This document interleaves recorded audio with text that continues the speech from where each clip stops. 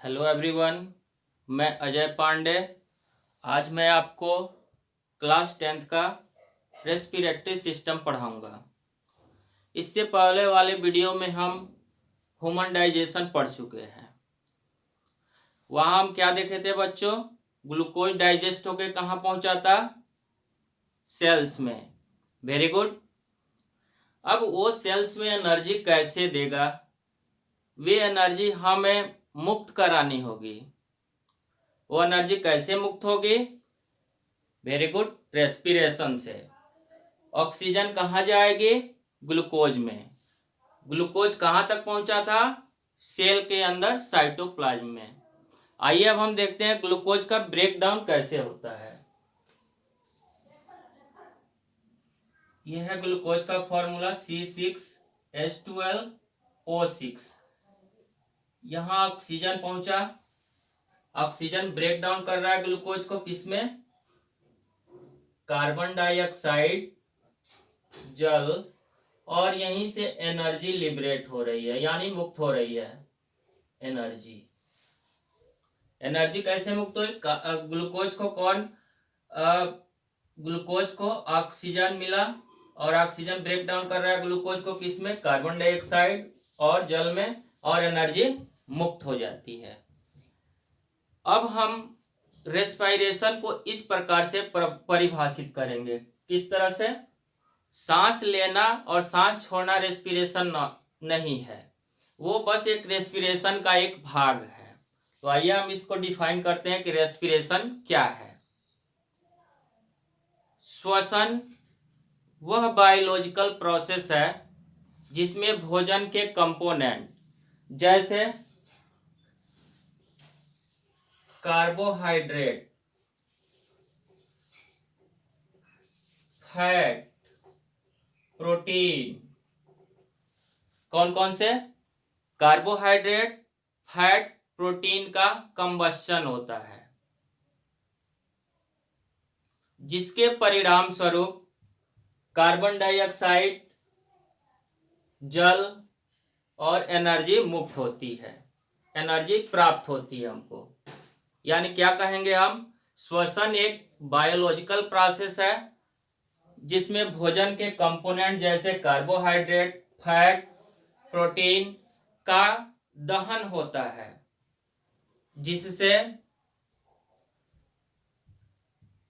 जिसके परिणाम स्वरूप कोशिकाओं को कार्बन डाइऑक्साइड, जल और एनर्जी की प्राप्ति होती है।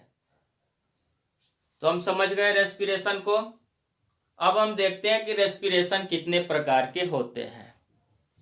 तो ऑक्सीजन के उपभोग के आधार पे, on the basis of consumption of oxygen, oxygen के उपभोग के आधार पर रेस्पिरेशन दो तरह के होते हैं।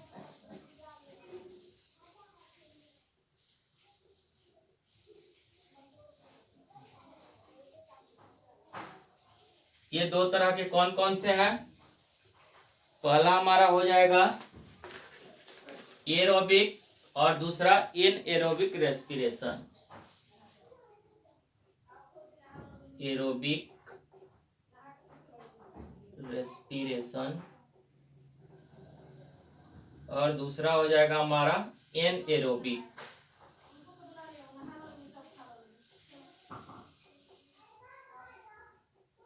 आइए एक एक करके हम देख लेते हैं कि एरोबिक क्या है, एनएरोबिक क्या है।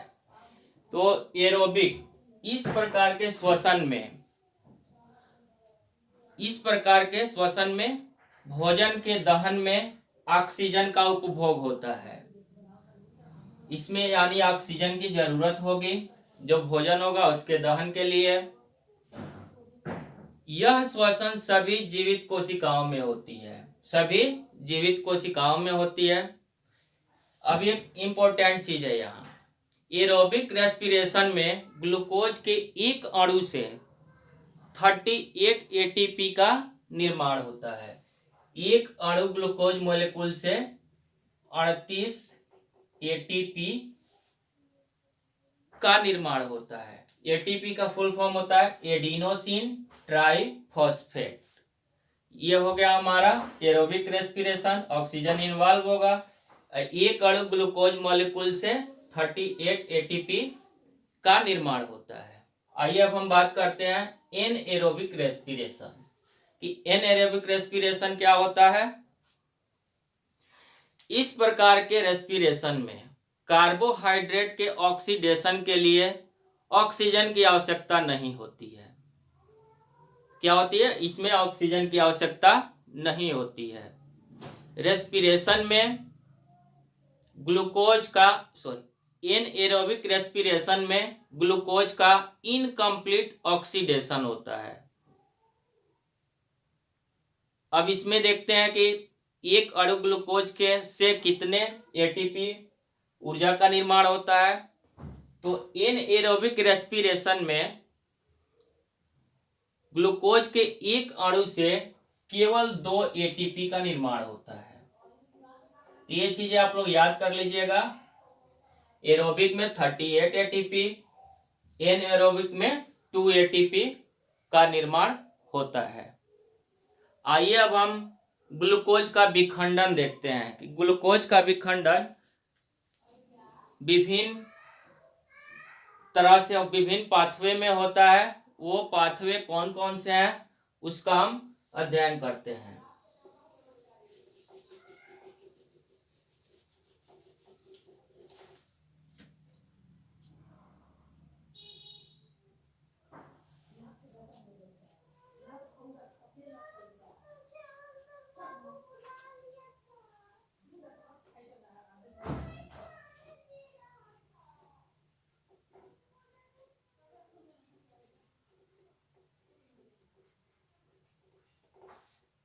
हमारा हेडिंग हो गया विभिन्न पथों द्वारा ग्लूकोज का विखंडन।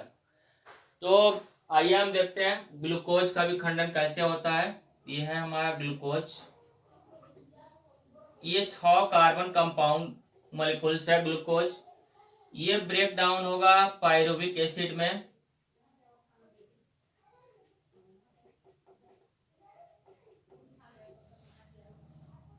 ग्लूकोज का विखंडन कहाँ होता है बच्चों? साइटोप्लाज्म में। वेरी गुड, साइटोप्लाज्म में। ये याद रखिएगा। ग्लूकोज का विखंडन पायरुविक एसिड में होता है। ये लॉन्ग प्रोसेस है जो 10 स्टेप में पूरा होता है, जिसको हम अगली 11th में पढ़ेंगे। अभी हमको बस ये जानना है ग्लूकोज का विखंडन किस में होगा? पायरुविक एसिड में। ये विखंडन कहाँ होता है? साइटोप्लाज्म में। अब पायरुविक एसिड का इसका फिर से आगे देखते हैं। एक बार प्रेजेंस ऑफ ऑक्सीजन में, अब्सेंस ऑफ ऑक्सीजन में और लैक ऑफ ऑक्सीजन में क्या प्रोडक्ट बनता है। तो सबसे पहले हम आइए देखते हैं कि प्रेजेंस ऑफ ऑक्सीजन में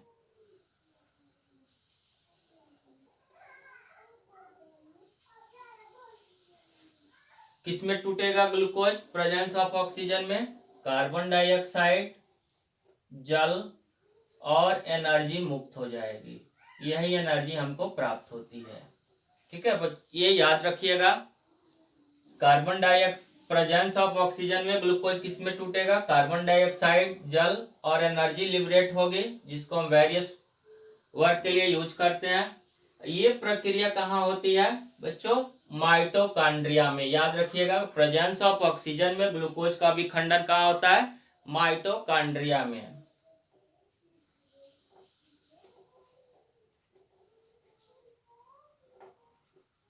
आइए सेकेंड देखते हैं, अब्सेंस ऑफ ऑक्सीजन में।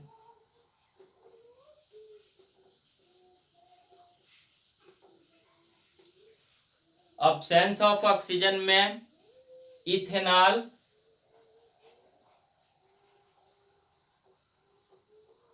कार्बन डाइऑक्साइड, एनर्जी यहां भी लिबरेट होती है। ये प्रक्रिया कहाँ होती है? अब्सेंस ऑफ ऑक्सीजन में ईस्ट में होती है बच्चों। इसमें ईस्ट में।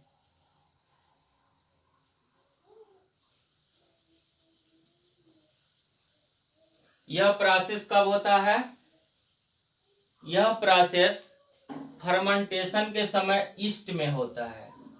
ग्लूकोज का विखंडन ऑक्सीजन की अनुपस्थिति में कब होता है? ईस्ट में होता है फर्मेंटेशन के समय, ये याद रखिएगा। इसका उपयोग, एथेनॉल का उपयोग वाइन इंडस्ट्री में अल्कोहल बनाने के लिए किया जाता है। आइए एक और इम्पोर्टेंट है, उसको देख लेते हैं। ये हो गया हमारा ऑक्सीजन की उपस्थिति में, ऑक्सीजन की अनुपस्थिति में, और थर्ड है हमारा lack of oxygen, lack of oxygen यानी ऑक्सीजन के अभाव में। ये प्रोसेस याद रखिएगा कौन कहाँ होता है। पहला प्रेजेंस ऑफ ऑक्सीजन में माइटोकॉन्ड्रिया, अब्सेंस ऑफ ऑक्सीजन में ईस्ट में, लैक ऑफ ऑक्सीजन वाला मसल्स में होते हैं। यहाँ प्रोडक्ट जो बनता है वो होता है लैक्टिक एसिड, और एनर्जी यहाँ भी लिबरेट होती है। अब आइए देखते हैं ये कहाँ बनते हैं। इन दोनों को आप लोग समझ गए होंगे। अब हम देखते हैं लैक ऑफ ऑक्सीजन, ग्लूकोज का विखंडन ऑक्सीजन के अभाव में कैसे होता है। देखिए आप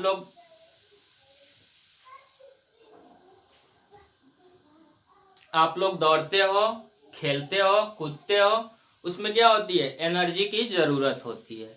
ज्यादा एनर्जी कब मिलेगी? जब ज्यादा ग्लूकोज मॉलिक्यूल्स टूटेगा। जब ज्यादा ऑक्सीजन मिलेगी तभी ज्यादा ग्लूकोज मॉलिक्यूल्स टूटेंगे। अब ज्यादा ब्रीथिंग किया, फिर भी और एक्सरसाइज करते रहे, हम ब्रीथिंग तेज हो गई, ज्यादा कर रहे हैं, लेकिन फिर भी हम ज्यादा दौड़ रहे हैं, एक्सरसाइज करते रहे, तो ऑक्सीजन काफी नहीं होगा। एनर्जी के लिए हमारी बॉडी को और एनर्जी चाहिए, लेकिन इससे ज्यादा अब हम ब्रीदिंग नहीं कर सकते हैं, तो हमारे मसल में क्या होगा? ऑक्सीजन का अभाव हो जाएगा। तो ऑक्सीजन के अभाव में ही जो ग्लूकोज मॉलिक्यूल्स है वो टूटने लगेगा। क्या होगा? ऑक्सीजन के अभाव में ही जो ग्लूकोज मॉलिक्यूल्स है वो टूटने लगता है, जिससे प्रोडक्ट बनता है लैक्टिक एसिड।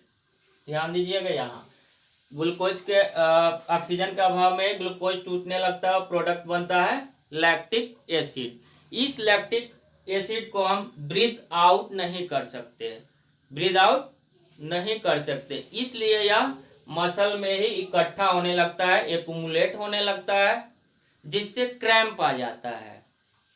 तो देखते हो आप लोग जब फुटबॉल खेलते हो या कोई दौड़ते हो, एकाएक क्रैम्प आ जाता है, वो इसी के कारण आता है। लैक्टिक एसिड का डिपोजिशन मसल में हो जाता है, जिससे क्रैम्प आ जाता है। आइए हम बात करते हैं इस क्रैम्प को हम कैसे दूर करेंगे। Very good. Hot water bath लेंगे, मसाज कराएंगे, या रेस्ट करने से ये रिमूव आउट हो जाता है और क्रैम्प दूर हो जाता है। तो ये हो गया ग्लूकोज का विखंडन। एक बार और सुन लीजिए।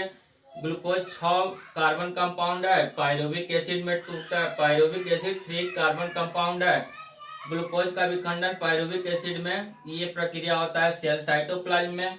अब ग्लूकोज का एक बार प्रेजेंस ऑफ ऑक्सीजन में विखंडन, अब्सेंस में, और लैक ऑफ ऑक्सीजन में। इसको आप लोग बहुत अच्छे से देख लीजिएगा। यही है ग्लूकोज का विखंडन का विभिन्न पाथवे। अब आइए हम बात करते हैं ह्यूमन रेस्पिरेटरी की मैकेनिज्म की बात करते हैं। ह्यूमन रेस्पिरेटरी सिस्टम की मैकेनिज्म की बात करते हैं।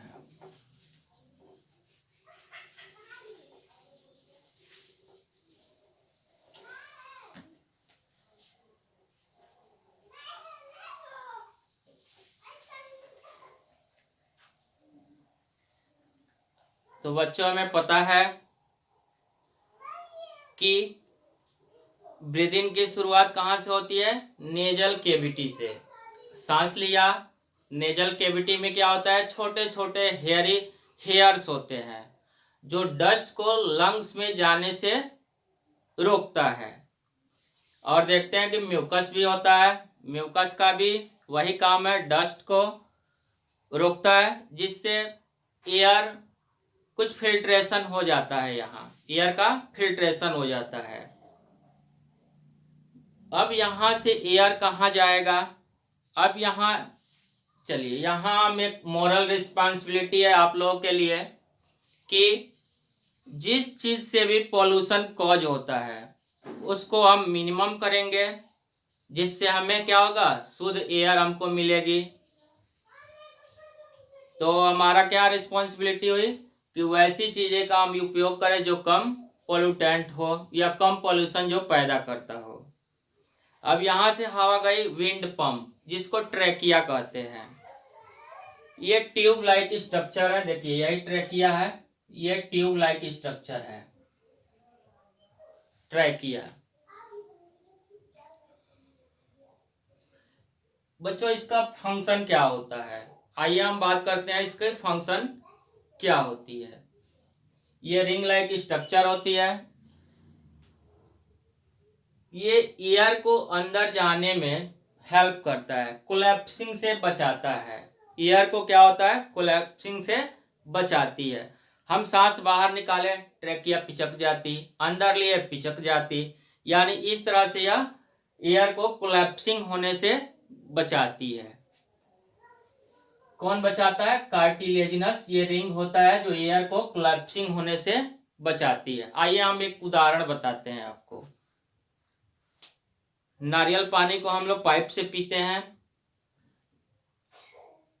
थोड़ा तेज खींचते हैं तो क्या होता है, पाइप पिचक जाती है। वही चीज फ्रूटी देखे होंगे, वो कार्टिलेजिनस रिंग की तरह बनी होती है, उसको कितना भी तेज खींचे तो पिचकती नहीं है, तेज खींचेंगे तब भी नहीं पिचकेगी। उसी तरह क्या है हमारा ये ट्रैकिया जो कार्टिलेजिनस रिंग की बनी होती है, कार्टिलेजिनस का क्या काम है, इसको पिचकने से बचाता है। ये समझ गए आप। यहाँ ट्रैकिया एयर नोजल कैविटी से कहाँ गई, ट्रैकिया में। अब ट्रैकिया के बाद अब देखिए पहले थोड़ा सा फिगर को समझ लेते हैं। ये ट्रैकिया है, ट्रैकिया आगे चल के दो भागों में बढ़ जाती है, उसको हम कहते हैं ब्रोंकस। अब ब्रोंकस का फर्दर डिवीजन होता है किसमें, ब्रोंकाई में। ब्रोंकस फिर आगे डिवाइड हुआ किसमें, ब्रोंकाई में। ब्रोंकाई का फर्दर मोर डिवीजन हुआ, वो हुआ ब्रोंकस ब्रोंकियोल्स में। अब ब्रोंकियोल्स के सबसे लास्ट में जो लास्ट सिरा होगा, ये यहाँ बैलून लाइक स्ट्रक्चर होगा, जिसको हम कहते हैं लंग्स एल्वियोलाई या alveoli, alveoli.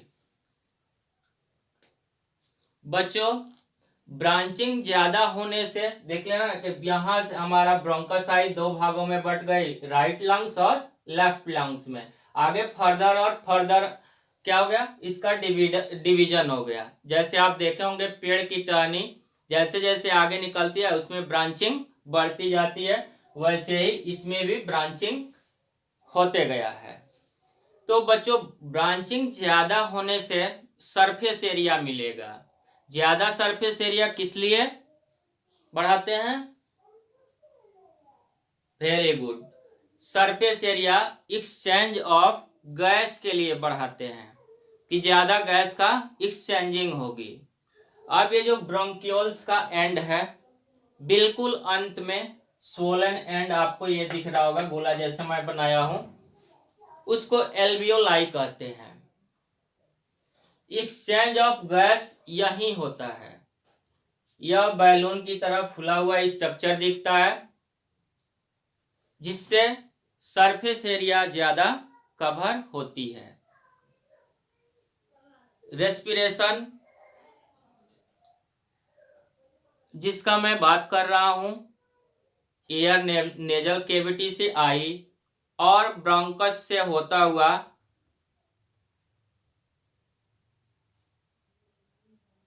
Air nasal cavity से आई और ब्रोंकस से होता हुआ ब्रोंकियोल्स में, फिर ब्रोंकियोल से ये जाएगा कहाँ, एल्वियोलाई में पहुंचती है। वेरी गुड, ये याद रखिएगा। नेजल कैविटी से ट्रेकिया से होते हुए ब्रोंकस, ब्रोंकस दो भागों में बटा है, यहां से जाएगी ब्रोंकाई, ब्रोंकाई से ब्रोंकियोल्स, और सबसे अंत में जो बैलून लाइक स्ट्रक्चर है वहां पहुंचेगी एल्वियोलाई में। ये बैग लाइक स्ट्रक्चर है, थिन वाल्ड होता है।